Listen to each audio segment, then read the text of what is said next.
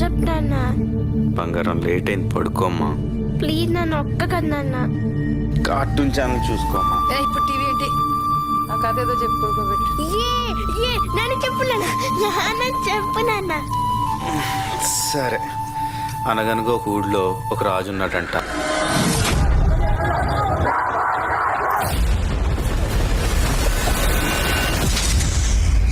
చూసావా, కొండలకి సముద్రానికి మధ్య ఉన్న అడవి. ఆ బందిపోట్లలో 3 తెగలుండేవి. ఈ 3 తెగలు కొన్ని వందల సంవత్సరాలు వాళ్ళకి ఎదురు లేకుండా ఎదిగారు. బయట వాళ్ళు రాకుండా చుట్టూ పెద్ద పెద్ద గోడలు కట్టుకుని అతిపెద్ద ఆర్మీని తెచ్చుకొని తిరుగులేని శక్తిగా మలిచాడు. వాడి పేరు ఏ పేరు పెట్టాడు? అర్జునుడు లాంటి రోగం, శివుడు లాంటి బలం, రాముడు లాంటి పౌరుషం, రాముడు లాంటి గుణం, కృష్ణుడు లాంటి సంభావనం. ఆ పిల్లవాడికి పేరు పెట్టాడు. వాడి పేరు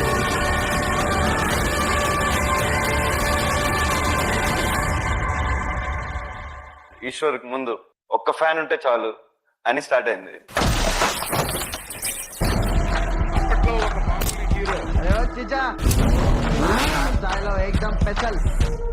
ఇంటికి చూసావా, ఆయన కొడుకోడు హీరోలాగా ఉన్నాడని అనుకున్నామంటే తర్వాత చూస్తే నిజంగా కృష్ణవాస గారు. ఎప్పుడు చూడండి అడవి రాముడు. ఈ సంక్రాంతికి ఏంటి ప్లాన్ చేస్తున్నాం? మీరు పక్కన చిరంజీవి గారు పక్కన సినిమా వచ్చినప్పుడు వీళ్ళిద్దరి మధ్య నిరంతరం యుద్ధం జరిగేది. ఆ యుద్ధంలో 3వ వాడి అడుగు పడింది. ఇన్నేంట్రా చంపేది బచ్చగాడు. మెగాస్టార్ ని, గాడ్ ఆఫ్ మాసెస్ ని వెనక్కి నెట్టి విన్నర్ అయిన రెబల్ స్టార్ నా వెంట్రుక్ కూడా పేకలేదు. ఉన్న స్థలం మొదలుగుండి.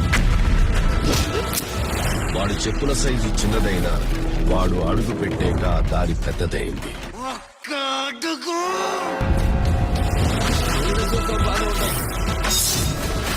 తలదించుకోవాల్సింది తప్పు చేసినప్పుడు. తప్పుడు నా కొడుకులు కాదు. ఇంకేం పీకుతావురా? చూసి జనం ఛత్రపతి ఛత్రపతి అని శివాజీని పొగిడారు. ఛత్రపతి 1.5 మర్డర్ చేసి కుర్చీ ఎక్కేశాం.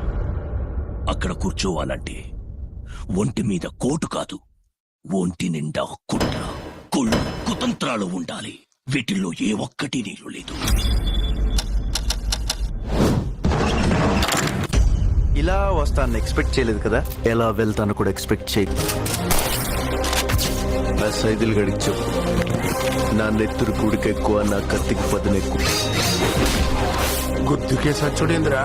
మంచిగా ఉంటే మంచి, తేడాలు వస్తే తలకాయ లేచిపోతా. పౌరుషానికి ప్రాణం పెట్టే వంశంలో పుట్టినోడు. ఎవరాతను? ఇంత జనాన్ని వెనకేసుకుని వెళ్తున్నాడు. ఇది అంత పెద్ద పుడింగా. మెల్లగా మాట్లాడే బాబు. గాయన ఈ తెలంగాణ ఏరియా మొత్తానికే కింగు. ఇప్పుడు విజయ్ ఎలా ఉన్నాడు? ఈ బండి చూసావా? నీ క్యారెక్టర్ నాకు అడేమన్నాడు రాడు. అక్కడ కూర్చోవాలంటే ఒంటి మీద కోటు కాదు, ఒంటి నిండా కుట్ర, కుళ్ళు, కుతంత్రాలు ఉండాలి. వీటిల్లో ఏ ఒక్కటి నీకు లేదు.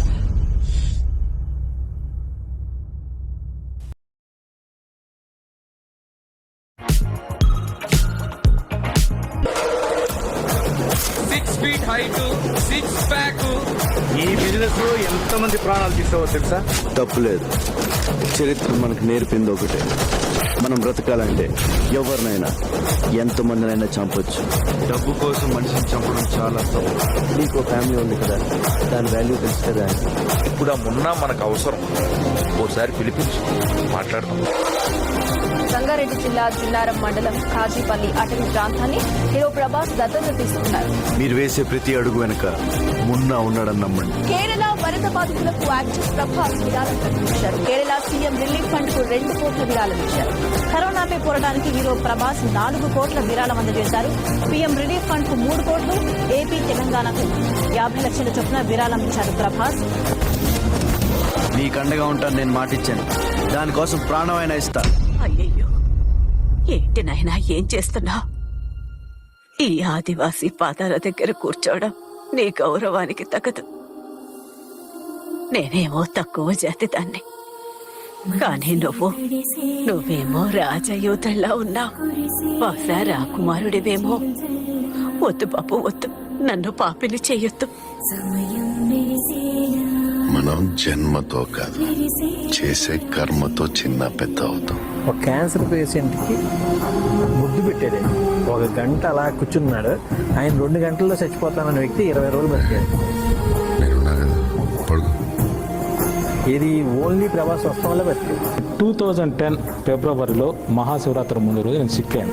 అదే రోజు దురదృష్టవశాత్తు ప్రభాస్ గారు నాన్నగారు కన్ను మూశారు, సూర్యనారాయణ రాజు గారు. నేను హాస్పిటల్లో అనే విషయం తెలిసి ప్రభాస్ గారు వాళ్ళ నాన్నగారు చనిపోయినా కూడా నేను హాస్పిటల్ తెలిసి నా కోసం పర్సనల్ అమౌంట్ పంపించారు. ఎవరైనా తన ఇంట్లో కష్టం ఉన్నప్పుడు ఎదుటివాడి గురించి ఆలోచించారు. పైగా తండ్రిని కోల్పోవడం అనేది మామూలు విషయం కాదు. ప్రజారక్షణే ప్రధాన రాజధర్మం. ఆయన 2 కోట్లు ఇస్తాను. తెలిసి ప్రోగ్రామ్ చేసేందుకు ఆ 2 కోట్లు ఇచ్చేస్తాను, మీకు ఎప్పుడు చెప్పండి అన్నాడు. వాళ్ళకి సహాయం నువ్వు చేసి మా పేరెందుకు చెప్పావు? కుడి చేత్తో సహాయం చేస్తే ఎడం చేయి తెలియకూడదు అంట. ఆ పద్ధతి ఫాలో అయిపోతున్నాడు అనమాట. ముక్కు మొహం తెలియని నాలంటోడు సాయం చేస్తే జాలిపడి 2 నోట్లు కట్టి దానం చేశారు. తీసుకోరు సార్. చేస్తూ బయటకి చెప్పనటువంటి ఒక వ్యక్తి ఎవరో తెలుసా? డార్లింగ్ ప్రభాస్. జరిగింది. న్యూస్ మాత్రం 3 పేజీల సబ్బు పెట్టే సైజులో పడ్డది. ఆఖరికి టీవీలో కింది గీతల్లో కూడా రాలే. నేను ప్రెస్ తో మాట్లాడాను. బ్యాడ్ బాయ్ లా ఎలా చూపించారు? నేను మాసే. మీరు అరిసినప్పుడల్లా ఇంకా చెత్త కొట్టాలు వేస్తున్నారు. ఈ రెబల్ పేరు రావడానికి ఆయన ఎంత కష్టపడారో ఆ రెబల్ కాపాడటానికి దేవుడు కరెక్ట్ గా ఒకటి పంపించారు.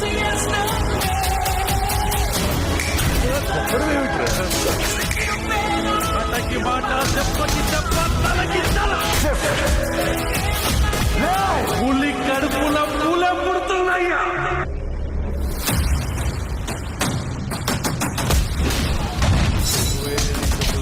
ఇప్పటి నుంచి ఒక లెక్క ఆడి కొడుకొచ్చాడని చెప్పు. 10 నిమిషాలు పాత మనుషులైతే ఇంట్లో ఒక్క మగాడు కూడా మిగలడు. ఈ టైంలో వైలెన్స్ అవసరం? నాది చూడడానికి యాక్షన్ బాడీలో ఉంటది. బేసికలీ నేను చాలా సాఫ్ట్. చిట్టీలు కూడా వదిలేడు. చిట్టే చిట్టే వచ్చేస్తా చూడు.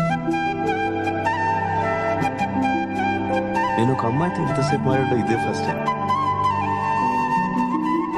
చీరలో చాలా బాగున్నావు. You looking awesome. అది నీకు మనసులో ఆల్రెడీ నా మీద లవ్ స్టార్ట్ అయిందిరా. నాకు చిట్టి తప్ప ఇంకెవ్వరు వద్దు బా. ఫస్ట్ టైం చూసినప్పుడు పడిపోయాను. ఫస్ట్ ఈశ్వర్ చూసాను, అప్పుడు పడిపోయాను. వర్షంలో మళ్ళీ పడిపోయాను. పడిపోతున్నా మిర్చిలు అయితే మొత్తం. నీ స్పెషాలిటీ నీకు తెలియదు. నేను ఇష్టపడిన వాళ్ళు ఎవ్వరూ ఉండరు. మరీ అంత స్టైల్ పనికి రాదమ్మా. ఈ చిన్న దేశపు యువరాణి కోసం ఈ తిప్పలేంటి? నువ్వెవరో చెప్తే అక్కడికక్కడే కాళ్ళు కడిగి నెత్తి మీద పోసుకుంటారు. అది వదిలి ఏంటి పిత్తలాటకు?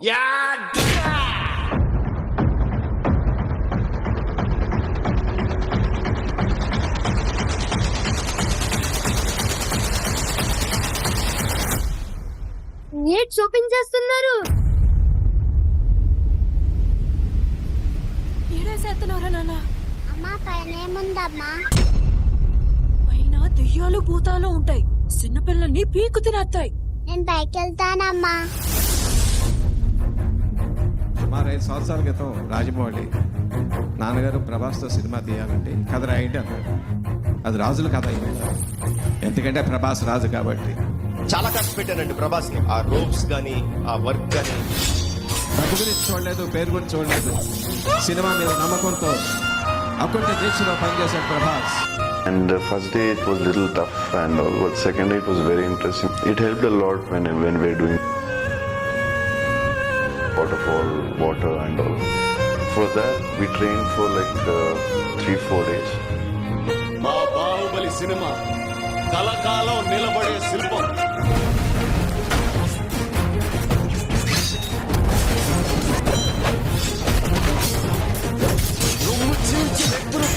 చెప్పడానికి వెళుతున్నాను.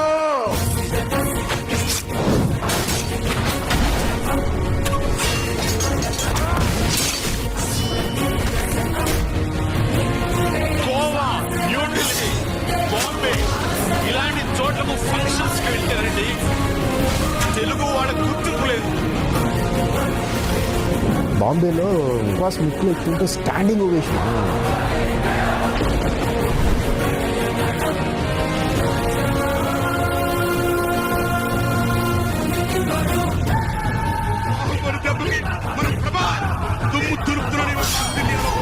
He is today the biggest star in India. He is bigger than any Khan or anyone. His film today will be probably the first film to cross 1,000 crores. తన వ్యాక్స్ స్టూడియో పెట్టినప్పుడు కూడా I felt very happy. బట్టలు తొక్కడానికి కాలు పక్కనుండే రాయి కాదు. ఆ రాయి పైన అతను రూపమే చెక్కారంటే అతనేదో గొప్పగా సాధించుండాలి.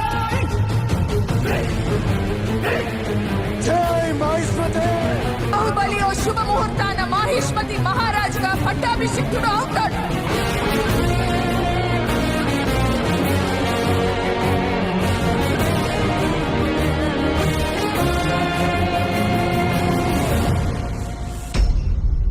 చూస్తుంటే ఈ పాలు ఎక్కేస్తాడేమోరా.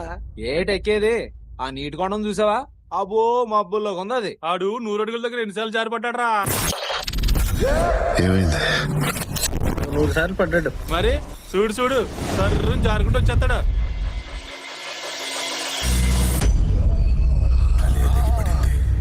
ఇంకా చెయ్యి కాలు ముండం ఎంతసేపు నిలబడతాయి? ఫైనల్ గా మీ డార్లింగ్స్ కి ఏం చెప్తారు? ఇయర్లీ 2 ఫిల్మ్స్ చేస్తా, అది బెటర్. అది నాకు ఈజీ. మీకు ఓకేనా? వాళ్ళు చాలా నమ్మకం పెట్టుకున్నారు నీ మీద. నీ వాళ్ళంతా నిన్నెలా చూడాలి, నీ రక్తం చూడాలి, వాళ్ళ నమ్మకాన్ని చంపాలి. ఇది విధి ఆడుతున్న ఆట. నువ్వు నీ జనం దగ్గరికి వెళ్ళాలి.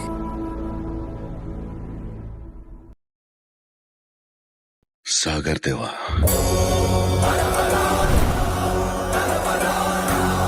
మీకు తెలుసు నేను న్యాయం కోసం పోరాటానికి వెళ్తున్నానని. చిన్నప్పుడు అనేవారు, ఎందుకు రా సిగ్గు, పుల్లు నోట్లో వెళ్ళి పెట్టాలి రా అనేవారు. దయచేసి నాకు మార్గాన్ని ఇవ్వండి. తెలుసు కదా మీకు. ఆయన డేర్ డాషింగ్ ఆయన ఎప్పుడు అసలు ఆయన చూస్తేనే మొహమాటం లేదు అసలు. రెచ్చిపోయారు. ఆయన గురించి ఇంటుంటేనే ఒళ్ళంతా పులకరించిపోతుంది. ఆ మహానుభావుని ఒక్కసారి కళ్ళారో చూడాలనుందయ్యా. లేడు తల్లి, ఆ దేవుడు చనిపోయాడు. చిన్నప్పటి నుంచి మిమ్మల్ని చూస్తూ పెరిగింది. నేను ఈ రోజు ఇక్కడ ఇలా ఉండడానికి కారణం పెద్దనాన్న గారు. యాక్టింగ్ బాగా చేసినా, ఏమైనా మంచి పేరు తెచ్చినా ఓన్లీ ఆయన వల్లే. పెద్దనాన్న గారు శత్రువు వచ్చినా ఇంటికి ముందు గౌరవంగా పంపించి, తర్వాత కోపం వస్తున్న తర్వాత వాళ్ళ ఇంటికి వెళ్ళి చూసుకో, బయట చూసుకోవాలి. I love you. పాపరా పెద్ద ఆఖరి నిమిషంలో కూడా. చనిపోయే చివరి క్షణంలో కూడా ఏమన్నా తెలుసు? రెబల్ స్టార్ ఎప్పుడు రెబల్ గానే ఉంటాడు. లేదు, ఈ రెబల్ ఇంకొక 50 సంవత్సరాలు మిమ్మల్ని ఆనందపరుస్తాడు.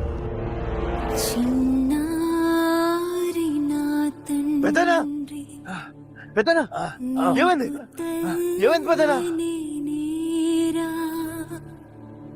కడుపులో దాచుకుంటా బాహుబలి. మారణం మారణం వాసన.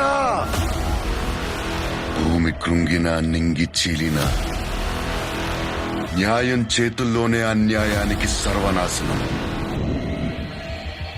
వానర వీరులారా, నీకు గుర్తుందో లేదో, ఎవరికుంది ఆ అధికారం? చిన్నప్పుడు నీకు కథ చెప్పేవాడు. పర్వత పాదాలు ఉనికి కదులుతాయి మీ హుంకారానికి. ఎంత పెద్ద సమస్య వచ్చినా నరాల్లో రక్తం బదులు అని ప్రవహిస్తున్న మహావీరులు మీరు. తన బలమైన సైన్యానికి కూడా చెప్పకుండా ఒక్కడికే చెప్పేవాడు.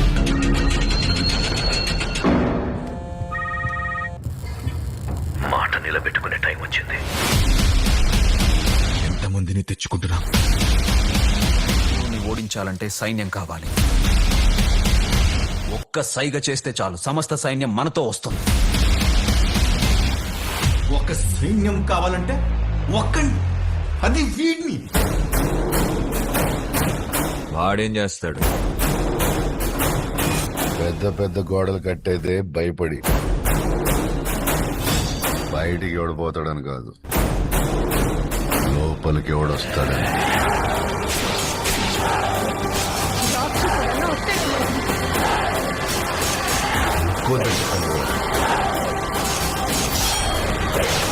ఎవడు ముట్టుకోకూడదు.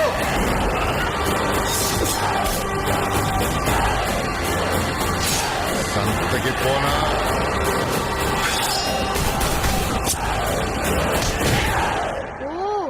అయితే Arjun బెస్టా?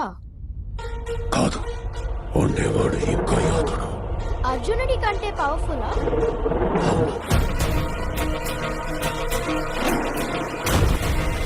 He consistently kept building big franchises.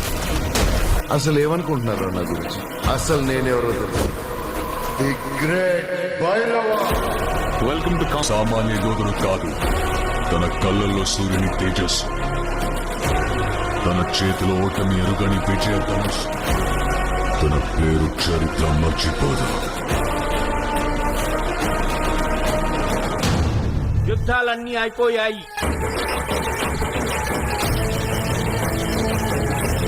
Powerful people come from powerful places. Andrews ఎప్పుడైతే బాంబేని లాలీపాప్ ఇచ్చినట్టు ఇస్తానన్నారో, రాకీకి ఆ సముద్రం కూడా ఒక బావిలా కనిపించింది. సముద్రం వేరే చోటు ఉందని వెతుక్కుంటూ వెళ్ళాడు. బెంగళూరులో గరుడను చూశాక రాకీ కన్ఫర్మ్ చేసుకున్నాడు, here is a man who comes from that powerful place. అందుకే అవకాశం దొరికినా అతన్ని చంపలేదు, వదిలేశాడు. కేజీఎఫ్ ని ఏలడానికి ఒక సైన్యం కావాల్సి వచ్చింది. ఒక్క సైగ చేస్తే చాలు సమస్త సైన్యం మనతో వస్తుంది. బుజ్జి చూసా, నాకు కూడా ఫ్యాన్స్ ఉన్నారు. Hello, Rebel fans. Rebel hardcore fans. Oh my god, I have never seen anything like that in my life, where there were full Prabhas mania. Ground లెవెల్లో Prabhas is the biggest star in India, దానికి doubt లేదు. చూసే వాళ్ళ గుండెల్లో ధైర్యాన్ని నింపి వాళ్ళని సైన్యంలా చేసుకున్నాడు. జనంలో లేరు కానీ అర్జునుడు వెనకాల గురువు.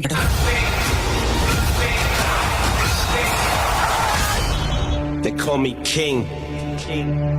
Not because I wear a crown. Not because I sit on a throne. But because every word I spit, every line I drop, commands respect, demands fear. I don't follow, I rule. Every syllable, every pause, every breath, it's a weapon. I am the king. And this is my empire.